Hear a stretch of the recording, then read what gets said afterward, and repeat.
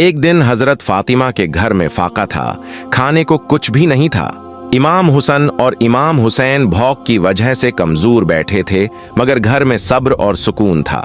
इसी वक्त दरवाजा पर दस्तक हुई। एक मुस्कीन शख्स खाना मांग रहा था। हजरत फातिमा ने घर के कोने में पड़ी अपनी पुरानी चादर उठाई। वो चादर मोहब्बत और ईमान से लिपेट कर इस मिस्कीन को दे दी कि शायद वो बीच कर खाना ले सके। मिस्कीन रुखसत हुआ तो घर में कुछ भी बाकी न था, मगर उनके दिल मुतमईन थे। थोड़ी देर बाद दरवाजा फिर खटका। अल्लाह की रहमत आ पहुंची थी। एक गुलाम ने दरवाजे पर आकर कहा, ये चादर किसी ने मुझे दी कि आपकी खिदमत में पेश करूं। ये निहायत कीमती है। वही चादर जो पुरानी थी, अल्लाह ने बदले में कई गुना बेहतर लौटा दी।